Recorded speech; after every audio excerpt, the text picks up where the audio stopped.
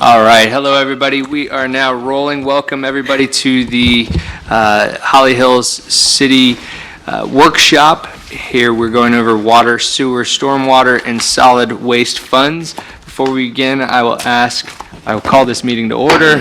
And Val, please call the roll. Commissioner Penny? Here. Commissioner Curry? Here. Commissioner Danio? Here. Commissioner Johnson? Here. Mayor Villa? Here. And we're going to hop right into it tonight. We are... Okay? Fixing the mic? Is that me? There we go. I'm making an adjustment. Oh, there we go. That time it wasn't jumping. Sounded like it was out there. It did. No, It did. He was tinkering with the thing. It works now. All right, so we're going to hop right into the budget workshop, enterprise funds. Mr. Forte, do you want to lead it off? Yeah, we'll get started, except I can't get my Excel program to open up. So I'm going to reboot it. So what we're going to do tonight is Michelle's going to go through kind of a 10,000-foot PowerPoint presentation of the enterprise funds. And of course, as always, if you have any questions during the presentation, feel free to stop us, and we'll try to answer any questions that you might have. I sent you out the copy of the PowerPoint as well as the budget. We're not really going to go through the budget line item by line item, but talk about it in general terms. But if you have any questions about the line item budget, now's the time to talk about it. And Antoine and I will chime in as Michelle is going through this with anything that we feel that you need to know. All right, thank you very much. Michelle, Okay, take it thank away. you. Okay, then we'll move straight to page 3 for the revenue notes. This budget includes the 5.5% increase on water and sewer effective 10/1/23, which is the 5th year in the 5-year plan. We will be having a consultant in the coming year to review the rate plan. There is no rate change on the water and sewer repair and maintenance replacement fees, which are $3 per month for water and $3 per month for sewer. And there is no rate change proposed on the current rate of $96 on the stormwater assessments. So we have in the budget enough money to hire a consultant after January 1 or somewhere around that time frame to go ahead and look at the rate study again. If you remember, we did that with Stantec back in 2000-something, 19, maybe Yeah. 2019, somewhere around there. 17, I think it was. 17, somewhere.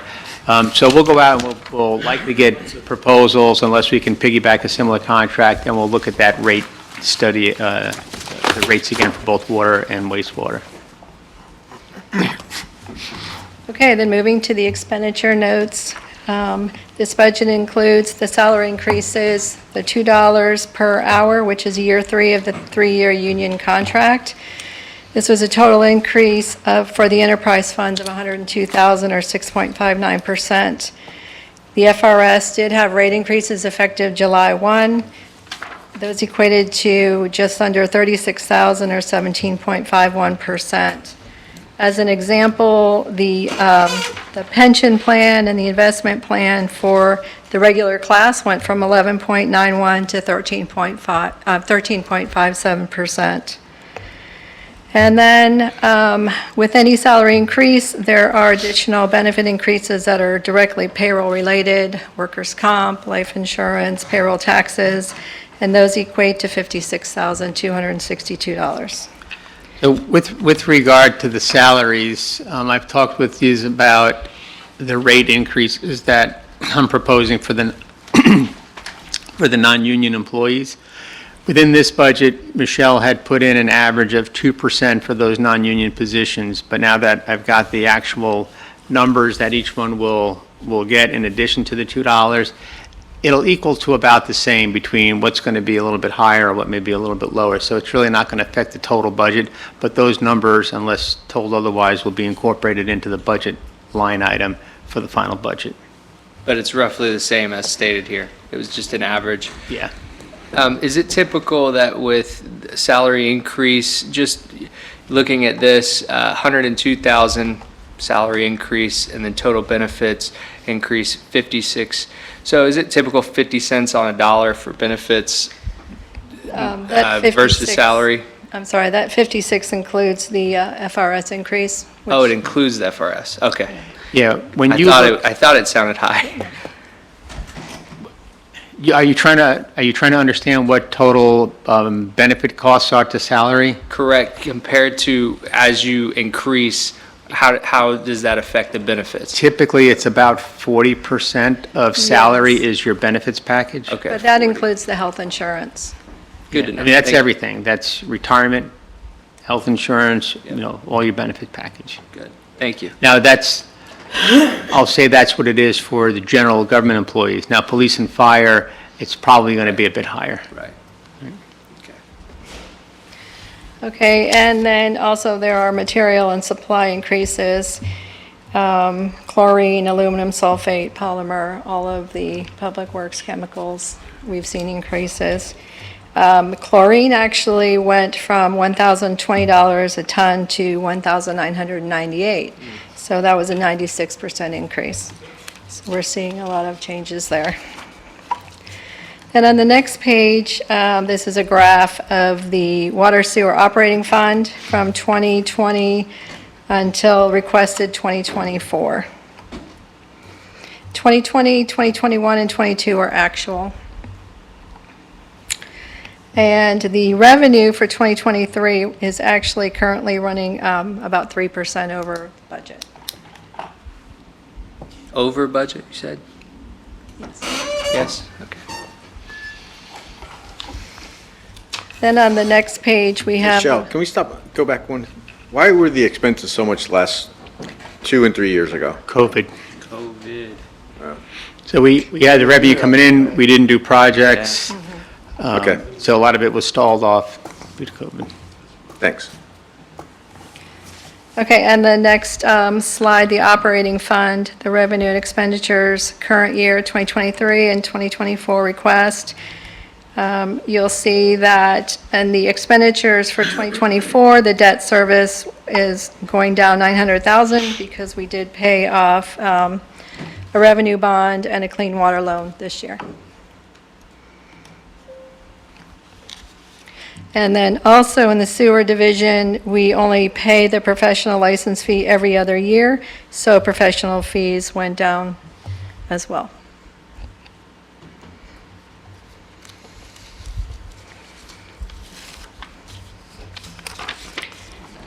And then on the next page, this is the water sewer fund balance, specifically to water sewer fund. As you'll see, these are actuals from the audited financial statements. So at the end of 2022, we had an unrestricted fund balance of $8,276,000 and a restricted of $14.5 million, excuse me. And if I look at the operating budget for the upcoming year, approximately $470,000 a month is the cost. And so if I divide that into the unrestricted, this fund balance will cover more than 17 months. Okay. And the FGFOA request recommends a 45 to 90 days. So we are well beyond that at almost 18 months. And- So, I spoke to Mr. Forte about this, and I wanted to get it straight about, so in this, is this the 8 million that's unrestricted, is this including the solid waste as well? No, actually, the stormwater has $7,111,000 in fund balance, and the solid waste has $3,158,000. We just talked about that walking into the meeting, because we originally thought that this included all of your fund balance reserves, but it's not. Right. It's just water and sewer. So can you say those numbers again for me? Yes, stormwater, $7,111,000, and solid waste, $3,158,000. And those are based on the audited financial statements. Okay. I'll come back to that after. Thank you. Okay. And then next page, page 8, the proposed water and sewer R&R fund. Page 8 and 9, if you look at 9, you'll see the expenditures that make up the infrastructure of the $1,935,000. The proposed projects broken the next chart into funded and unfunded. We are recommending that the midnight flow study and the resurface seal walls of the manholes be funded through reserves, although they are not currently in the funded category. Well, that's wastewater. Okay, I had a thought, but it's wastewater. And that's helping actually with our I&I getting those manholes sealed, because there's a lot of intrusion coming into those manholes, which are filling the wastewater department. The midnight flow study is mostly for lift station 11, where we're having most of our problems. What is a midnight flow study? We measure, they measure how much flow is incoming on, to this station. So they measure from every location that dumps, that actually every lift station and every collection that's Pull that coming. microphone. It goes to 11, so. It's a study where we take everything that ends up in lift station 11 and measure flow per location, per manhole, to identify where is the critical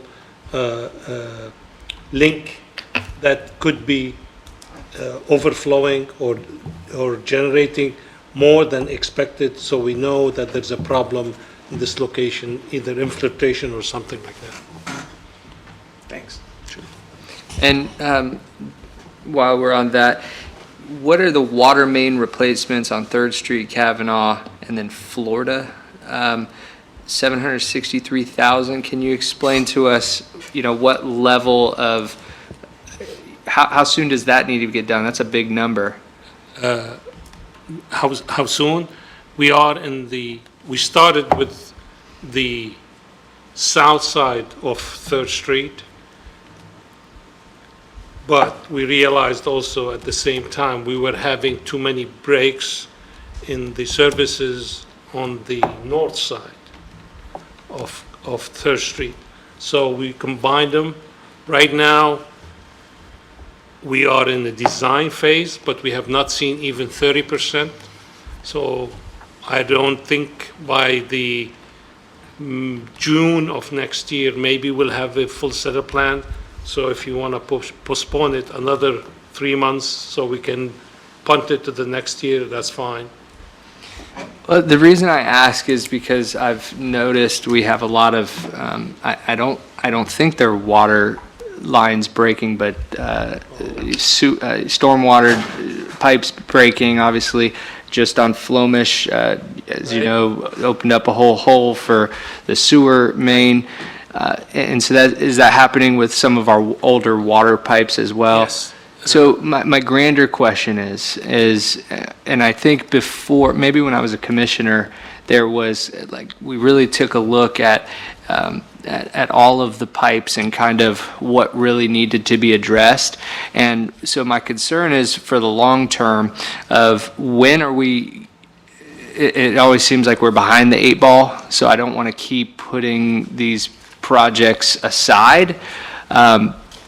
But we also need to prioritize them. I'm assuming that this 3rd Street is the most highest priority that you're looking at. I know this is a long-winded question, but do you see where I'm going with this? Yes. I'd like to look at a plan to where we can really get ahead of everything. Well, it depends. Right now, 3rd Street, we have had about maybe 15 breaks in the past year. Wow.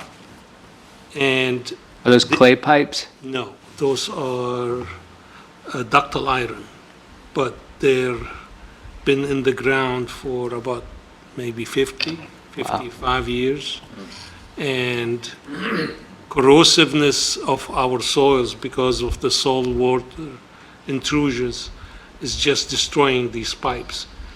And so anything, sometimes just it's a pinhole, sometimes it's a major one. So that's why we included the other side, so because we're gonna, might as well replace all of Third Street at the same time, both sides, it'll be affected. Yeah. As far as stormwater, your concern is stormwater. We have done the study that you were talking about was about sewer and water pipes. Okay. Well, actually, we don't line water, we just replace it. Sewer is, we line them. Sewer is about 85% of the city is lined.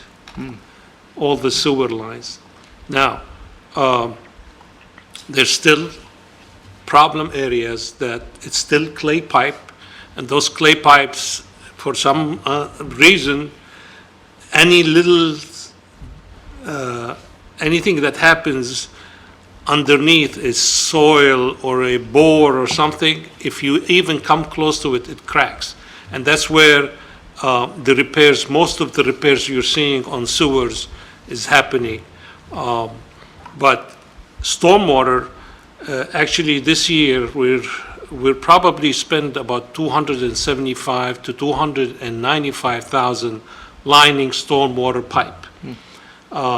We have a lot of stormwater pipe that are collapsing. They've been corrugated metal pipes, which again, the soil is not conducive to that kind of pipe. After 30, 40 years, it rusts. And we've had location actually where the bottom has disappeared.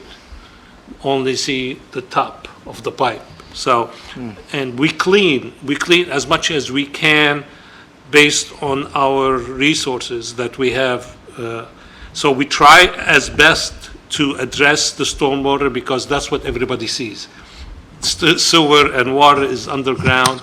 So this year we will have, and next year we will have a lot of lining of stormwater pipes. Of course, costs are going up. We used to be able to do a lot more with the money we have, but we're trying to do as much as we can this year and next year to try to address some of those issues. We have to clean those pipes and determine if they can be lined, and we have a consultants that we're piggybacking on with Volusia County that we piggyback on that contract and have them line our stormwater pipe. So we don't have to go and advertise. I'll have something to you in the next probably board meeting or the weekend after for another PO to line a lot of pipes too, so. When we line these pipes, it was my understanding previously that it actually helps to not harden, but make it more hardened. Oh, yeah. So it does, even like a the pipe. clay pipes, I mean, It takes care of it. It has a life expectancy of 50 to 60 years. so I remember that they were lining pipe, I don't know what type, on Flomish, maybe within a year or so. Was that, were they doing the sewer line at all that broke? No. So was that unlined there? What we don't,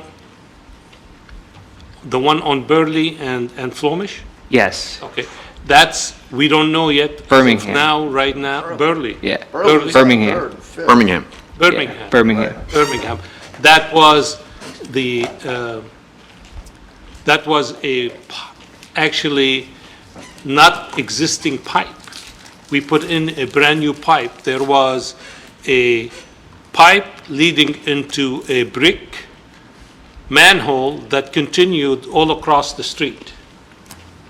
So that's why. So it what wasn't that an project- active No, it was active, but it was not working properly. So we Okay. had to replace the whole pipe. When you line pipe, it's basically, you clean it and then put some material in it, and then they blow it up, and it's fiberglass, and it lasts for a long time. It's a mixture of fiberglass and other material, but it works. So it's just as good or As- close to it to replacing the whole darn thing, Yes, because obviously, Oh, absolutely, a whole lot Okay. cheaper too. You Yeah, don't of have to dig course. up the ground, and you don't have to do anything. Right. It's a very effective method of improving your stormwater systems. Okay. Maybe I can get you a video. I've seen it before. I know how the lining It goes in, and inverts you and blow it up, and it Little robot. expands. So, and the reason I'm going down that is that kind of right now, and I think it's just that we're seeing it all at one time, but it seems like we have a big ship here. It's an old ship, and we're just plugging as many little holes as we can. But as I understand it, with doing 85% of the stormwater pipes already. That's the sewer. Sewer. Sewer? Okay, so sewer has you're been good. 85. Sewer, So, you're good. so, but that's going to harden that, so. just Yes, as- the sewer. So we can keep that. And the lining, it's just, we have to continue doing the pipelining of stormwater continuously, basically. That's what the plan is. Right. Uh, But we need to start looking towards the water that we can't line. You cannot, So- it's a big problem. And every time you have a leak, you probably have to shut down the line, and then you're disturbing the Yeah. residents, and then you have to ask them for a boil notice, and it's a precautionary, I want to make everybody understand, it's a precautionary boil. That means, that doesn't mean that there's anything in the water. We're asking you because we have to take 2 samples, test them, make sure they're okay before we lift that boil notice. So, but water is needed for life. Yeah, that's right. So the concern for me is the age of our water pipes, and this is probably a deeper discussion than just an overview here. But just to say, and Mr. Forte, we could talk about this some other time, but I do want to look at the health of the entire system when it comes to water pipes, the age, and maybe if we start looking at that, it would be a good thing to start planning now. Sure. Everything from Ridgewood East on Correct. water has been. already been replaced. done, yeah. That was done somewhere, I think, prior to me coming back in 2014, or somewhere in there it finished. So we really, I get what you're saying, and we should probably divide the city up into maybe quadrants or something, and pick an area and try to fund that, and maybe we can go for appropriations. That's where I was going with that, So- is maybe we can talk to lobbyists and see what dollars are available to help. Yeah, because, last year, maybe the year before, I had a pipe in my office that I was showing you, Right, and that was a pipe up in your neighborhood off of Flomish, Yep. where they went in to fix a section of that pipe. Every time they fixed a section, 10 feet down the road, another one broke. So we ended up having to do the entire street. right. So when you start to see water lines break, or fail, collapse, it's generally not a single spot. It's generally going to be that entire line, because this ball was put in at the same time. So where we can go out and repair a section, if it's not that bad, hopefully the rest of it doesn't fail. But when you start to shut water off, work on the pipe, and then repressurize it, it generally pops another Yeah. break. Right, right. So, but yeah, I get what you're saying, and we can certainly work on doing something like that. Okay, thank you very much. Sorry, go ahead, Michelle. Okay. Okay, and then moving on to page 10, the Stormwater Fund. Again, actuals for 3 years, the budget for this year and 2024. And this request does include $200,000 of carry forward. And we talk about carry forward, we're talking about projects that were funded but not completed in the current year. We carry that money forward as opposed to putting it back into the reserves to have it rebudgeted. Just want to make sure everybody kind of understands that. And on the next page, you'll see the breakdown of the budget.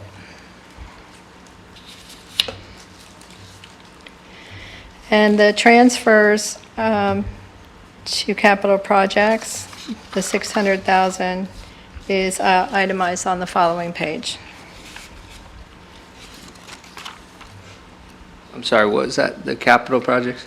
Yes, there's out of that Page 12. 623, 600,000 is capital projects that are on the following page, page 12. The And- duck bills. And Joe, we're going to go out to try to get funding from the state for those duck bills. Are these the Yeah. ones? Now, this 400,000 is in addition to what we already have currently funded for the duck bills. And again, in addition to the lining of the stormwater pipes, and you and I talked about even potentially seeing if we can find a company that can go in and clean some of these Right. areas. But in addition to the stormwater pipe lining, which we're looking at another 200,000 in this coming year, and the duct bills, we think that that will have an impact on the flow of stormwater, especially during surges that come out of the river. We've got properties that were built way below what that threshold should be, and there's nowhere for this water to go. So the only thing that the duct bills are going to do is prevent some of that river water from filling the system. And if we can prevent that from happening, hopefully by lining the pipes, we'll create some temporary storage of that while the tide is high until it goes down and we can release it. Because right now, there's not a lot of storage between the pipes and the ditches. So there are efforts going on with stormwater. I know most people don't see it, they don't believe it because of the localized flooding that we do have, but there are efforts going forward. Good, good. And with the unfunded, the F-350 mini dump gas, why are we not funding that out of reserves? Just throwing that out there. Well, we will. That the point of this work session is to tell you that your budget is balanced with what we have funded. Okay. And what's unfunded, with your approval, we'll take out of the reserve fund. Okay. In order to buy that.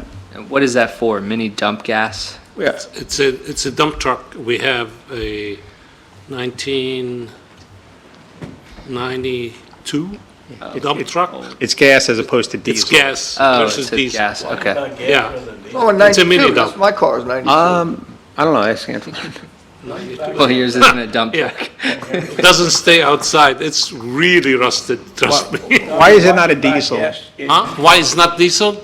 It's a lot easier to fix gas than diesel, and they're higher in price originally. When you're asking for a diesel engine, you're adding maybe $8,000 to $10,000 to the price. Okay. Not as reliable. So we are still having problems buying F-250s, F-350s. This mini dump is a 350, but we've been looking at a 550. I'm not even sure if we're able to get that yet. No. Because it had add-ons after that price we learned, so it was kind of like I don't want to call it a bait and switch, but the price A wasn't as switch. forthcoming as No. we thought. So we're struggling buying these vehicles right now, still. And Is it that's big enough? Is it 350 big enough? Yes. It only can carry about 2 yards of dirt, so that's our standard. Yeah, don't think of it as one of those big dump trucks that you see. No, I know, I carrying just didn't know asphalt. if you needed a little bit bigger. Yeah, it's No, just truck. It's a tilt bed. 350 with dually, that'll work fine. Okay. Thank you, Michelle. You can continue. Okay. Page 13, Solid Waste Fund. The 2023 budget, this actually is the budget prior to the budget amendment for Hurricane Ian, which was $1.4 million. And then the requested $3,106,000. Now, we're still pending solid waste CPI or fuel adjustment, which doesn't come in typically till September. Both. I have the CPI request at 4.9, 4.9? and then not the fuel yet. Fuel, Estimating we about have to wait until 3%. September, Joe. Right. When does our contract run out with them? 2017, I believe, with Waste Pro. 2027? 17? What did I say? 17. 2027. 2020. 2017 is when we Made it. Did it. For a 10-year. yeah, so we still have a number of years on that before it gets renegotiated. And even with that, I'll put notes in the book of some things that we want to consider. One of the things with solid waste is they have a sole provider of the large containers, of the roll-off containers. Right. So we're not sure if that's better off being shared amongst the other vendors. The problem with that is that the other vendors would have to get the same level of insurance, and they wouldn't do it. And then there was a lot of times they would be bringing containers into the city. They weren't going to the city, so we weren't getting paid for that. So going with a sole source actually has been beneficial to the city, but some of the residents may not feel the same. Right, there are residents that feel that way, and they feel like, they're being forced to use that at a higher price in some cases. I know I've rented dumpster myself, a roll-off before, and it was great the way it was delivered, but, when we go into that, and I may not be here, I won't be in the middle chair here, but it's a good, I think, bargaining tool at that time, depending on how much worth that is to Waste Pro. So, but I'm probably not going to be here. So if any of you are, then just remember to bargain with that, hopefully. So, all right, thank you. You can move on. Okay, and that takes us to the end of the... Oh, and let me say one more thing about that, actually. There was a bill moving through the legislature this year that had a lot of steam that actually was taking away those franchise agreements, specifically for solid waste, and it had a lot of steam behind it. I don't know, I believe it passed. I haven't seen if it was signed by the governor. Waste Pro would probably know more, so that may not even be an option. Nobody's contacted us about it, so I don't think it passed. Okay, and there was a part to where it was only going to be commercial at one point, so they may go down that route, and then they could have the residential side, which is probably not that lucrative, I would assume. But anyways, thank you. Continue. Are there any other questions on the budget before we look at the budget calendar? Any questions for Michelle? Thank you very much, Michelle. I just have some notes that I want to talk about, but you can sit down if I have a question for you. I'll bring you back up. So a couple things that Mr. Forte and I have been speaking about for quite some time, and again this week, was cleaning out the stormwater drains. So Joe and I spoke about this after the hurricanes, through the hurricanes, after the hurricanes. I know I was contacted by several different citizens in different neighborhoods that were complaining about the stormwater drains not being cleaned out. They had pictures of it, literally flooded right there, not going down. But the truth behind a lot of that is the water had nowhere to go. In some cases, it just, the creek that it ran to was completely filled. But nonetheless, there are a lot of storm drains out there that haven't been cleaned in a very long time. And just this week, Mr. Forte and I were contacted about another one on Indian Oaks, where the guy has gone out for, I don't know how many years, he said 10 to 20 years, cleaning it out himself, but kind of complained about it. And I know that it's not the main causing of flood, but I will say, too, that a lot of the citizens feel like it's a major, major part of why any of the flooding happened. And that's kind of palpable as well. But I will say the truth to it is that we can do a better job of keeping up our storm drains and the stormwater system. So, but with that being said, and Mr. Forte, explained to me as well that Public Works is doing all that you can. You're at your limit.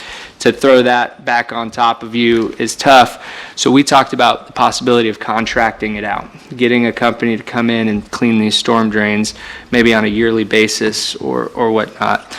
So I don't know what that looks like for the budget, meaning how many dollars and cents, I don't know which companies can come in and do it and at what cost, but it is something that I would like to ask staff to look into, if they could come back to us with an idea of how much that could cost us.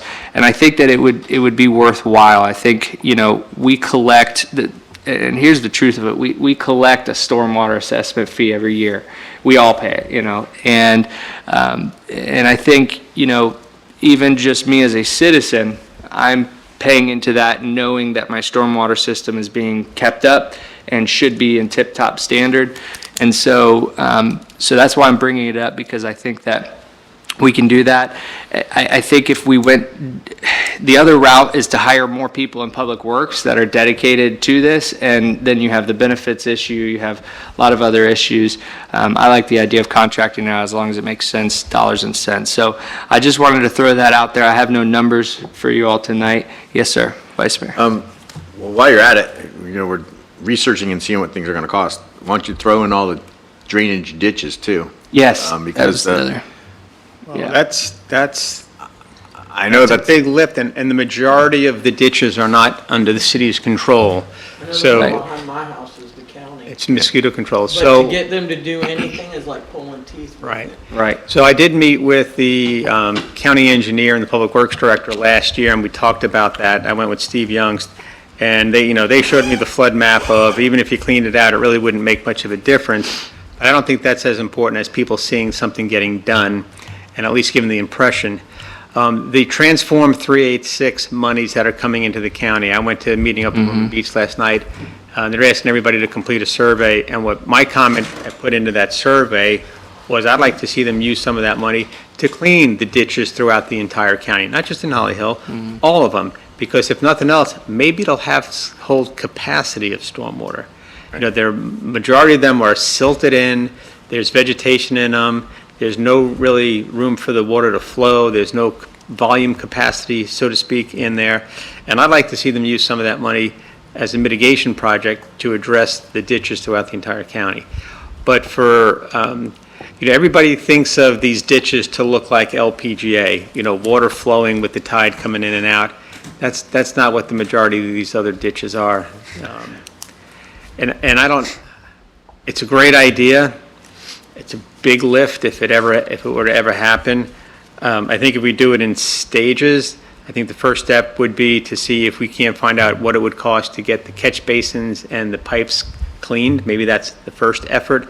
And then look at a bigger scale and I think all of you should get online and fill out that survey and push for that, because I think that is an important item. Yeah, and you're exactly right, John. That's kind of where the conversation started like a year ago, was primarily the ditches, and there's special equipment that has to be had. So I too, though, would be interested in looking into what it would take, and as Joe said, not all of the ditches are ours. A lot of them are the county's, and so from that standpoint, thank you, Mr. Forte, for telling the county that, and if they go down that route, we should try to get all of ours done, as I'd like to be the guy with the idea and get ours done first. it's exactly right. So I'm interested in looking in. It's, If like we said earlier, a lot of these things aren't seen.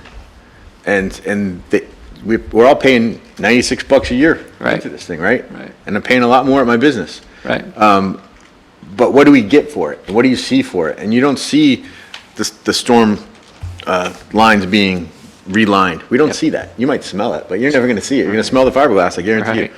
But if you see the ditches getting cleaned out and you see the storm drains getting sucked out, hey, the city is actually trying to do something. They're not just twiddling their thumbs. exactly right. Yeah. and Yeah. I agree with you, and that's why I started out with saying that this isn't the primary reason of the flooding, as we all know, but also, too, that is the belief in a lot of the community as well. So, and there's truth to the matter that if you have a catch basin that's clogged up and that water's not going anywhere, that water's going to take a lot more time to get out of there. So I think it would help. So if the commission is okay with it, if we could direct Mr. Forte to direct staff to come back with some options for us.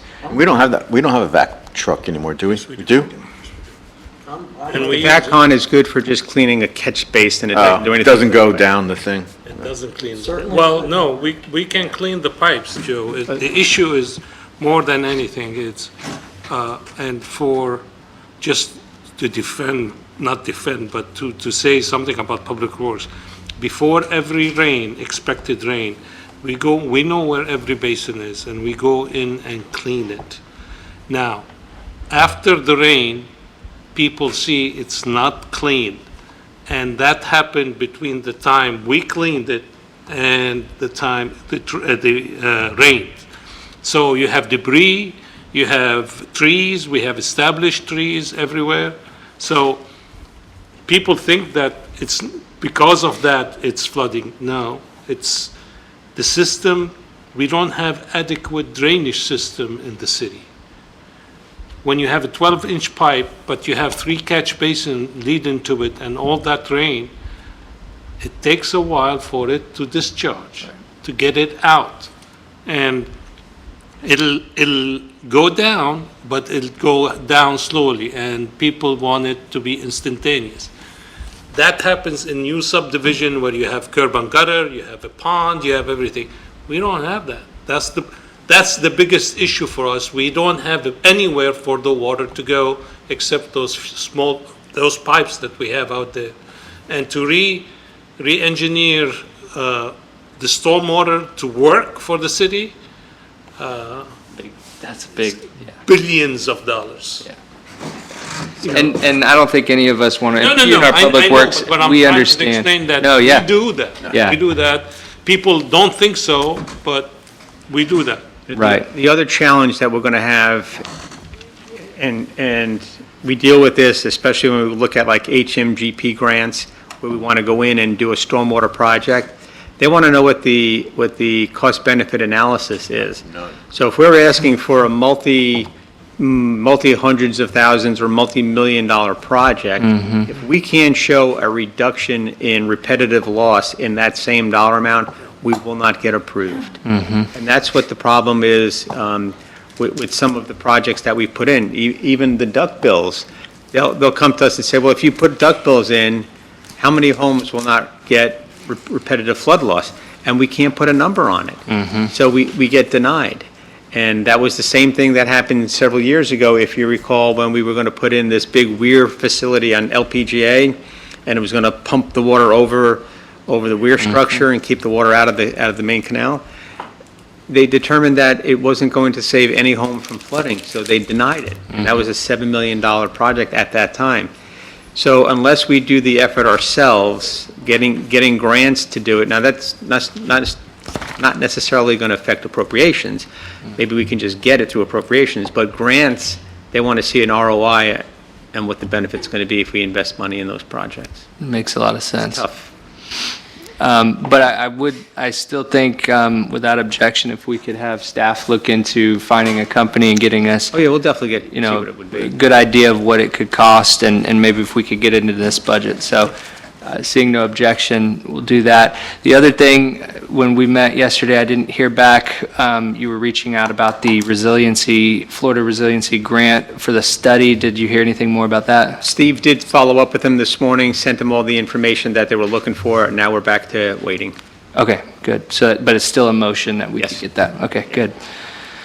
That's all I have right now for water and sewer. If anyone else has any other questions or thoughts.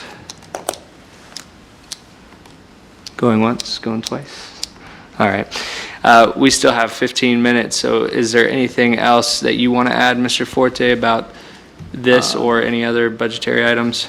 Not on the enterprise funds. I think we're good, unless you have any questions. I mean, we didn't go through it line by line and look at office supplies or things like that. I don't think we really need to unless somebody has questions. Right.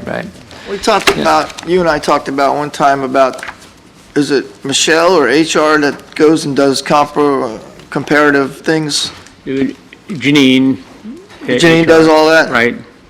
Like, for example, the salary study that I talked to you about, Yeah. she can do, she would be the one that would do any kind of a. Not that anybody on the commission or council runs for the money, but was anything ever brought up, like, I mean, Palm Coast got their rear end chewed out, but they were looking to do something like 50% raises and stuff. I just wanted to, I don't remember. I mean, you know, most of us aren't gonna be around, I know. Well, when it comes to commission salary, though, that's in our charter, so that would have to be a charter amendment that goes out to the people. So that would Is that how come that works? directly, yeah, that would come directly from us.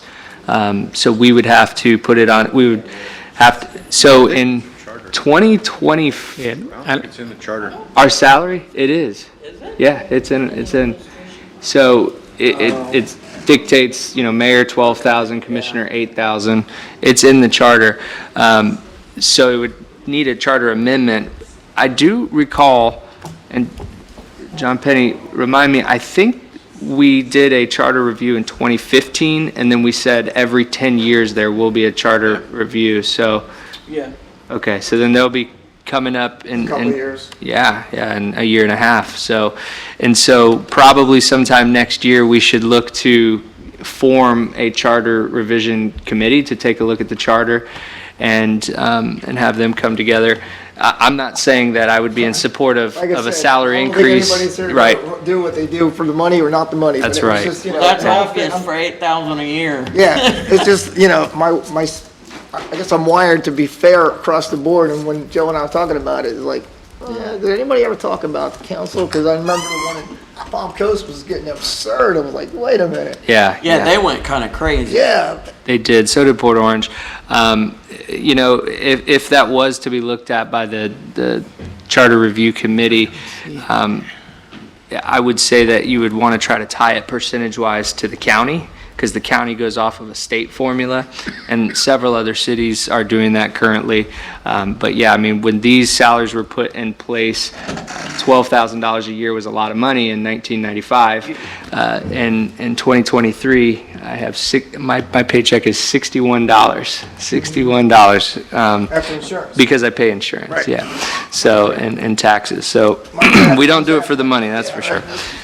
Mayor, I'm going to continue to look at that, but I'm not seeing the salaries in the charter. I remember Commissioner Capers wanted to Yeah, bring it up. Commissioner Capers did want. And It It used to be at one time, but I'm wondering if it came out, and you can set resolution, but I'm looking at, You're not finding it in Muni Code?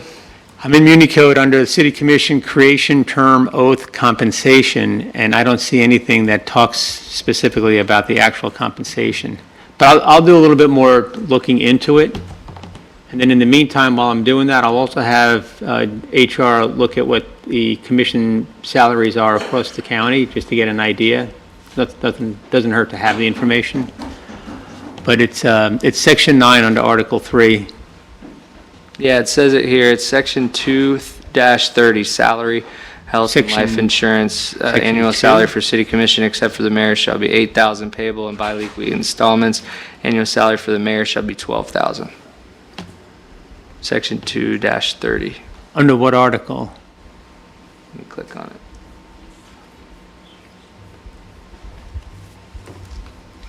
It's Division 1, generally. He said Muni Code has to be an ordinance. Let's see. I believe it's an ordinance, not. You might be right, John. Yeah, it's an ordinance. Don't tell him that. Okay, well, you can look into it more, but, all right, are there any further questions? Any further questions? All right, anything further, Joe? No, sir. All right, any staff have anything they think they need to bring up? All right, with that, we're gonna go, Yeah, I did. Okay. So as far as the dump truck, pulling that from reserves, we're okay, and the water line on Third Street, that's 793,000, pull that from reserves. I just need your consensus for that. Wasn't there 900,000 on that one? There was something other than, said unfunded projects, 743. I Well, think it was. 790. that was 900. 977, but we had recommended the midnight flow study and the resurface of the. Oh, that's all of the Okay. projects. So just to add all those projects as. I got it. I mean, tentatively, yes, 800,000 is a lot. I just want to see how that comes out of the reserves and, you know, what that does. As I said before, I do want to get serious about all the water replacements, so, We'll but, see where, we'll plug it in and we'll see what we have Okay. left over for reserve, and then we'll bring that back to you. sounds good. Okay. All right, anything further?